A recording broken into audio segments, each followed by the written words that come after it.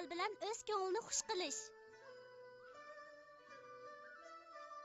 Tomoq yemeginimga top-to'g'ri bir kun bo'ldi. Qo'sig'im echib o'lay dedim. Qo'sig'ing ochgan bo'lsa tomoq yemamsan. Mushinimi o'gitish ketamdi amdi. Lekin yeydigan narslarimning hammasini to'nagin yeb bo'ptikanman. Bek osh ko'zgansan. Munda qilayli. Men sana bir qosqon mont sezib beray, ha? Bunda qilganning nima foydasi?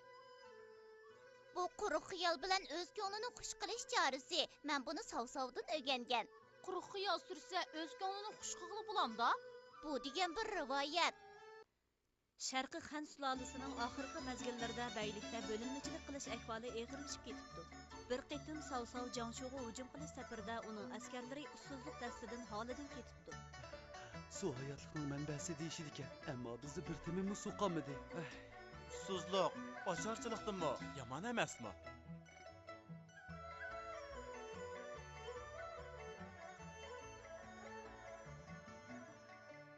Sizlar darhol berib qarab yiqinglar. Atrofda suv bormikin? Tez bo'linglar, tez. Bosh vazirga ma'lum bo'lg'ay. Atrofda suv yo'qkan. Qurg'oqchilikdan yerlarmi yerilib ketibdi.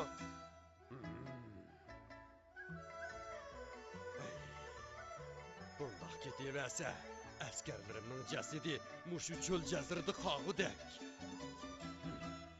Yo'q. Men bunga qarab tursam bo'lmaydi. Darhol bir amal tepib, askarlarimning ruhini qaytadan urg'utishim kerak. Shunda qilishim kerak.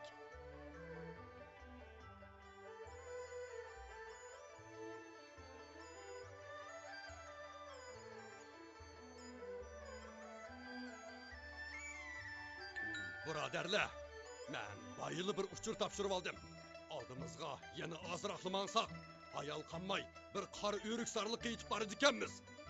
Hozir qor o'riklar may bog'lab pishadigan mezgil. Ochiq-chuchuk ta'mi yig'izga seriq suv keltiriydi-da. Men qaytadan mag'durumga keldim. Olg'a! Xiyol surishga bo'ladi, biroq qam xiyol qilishga bo'lmaydi. Bo'ldi. Bu yerda ussizlikdan qiynalib turavermay, darhol mang'ayli.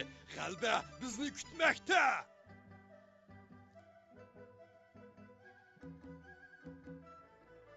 Meng'ayotganimizga xeyli uzun bo'ldi. O'riksanlik ko'rinmaydi-ku.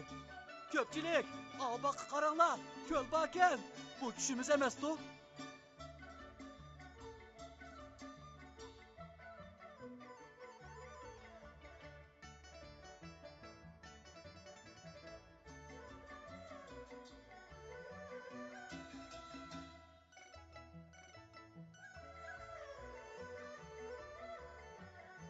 Quruq xiyol bilan o'z ko'nglini xush qilish degan bu idiom mana mushu hikoyadan kelgan bo'lib, asli ma'nosi ham tatliq, ham ochiq-chuchuk qora o'rikka qarab ussizlikni besish bo'lib, hozirgi ma'nosi amalga oshirg'ili bo'lmaydigan, reallikqa uyg'un bo'lmagan ham xiyollar orqali o'zini bazlash deganlikdir.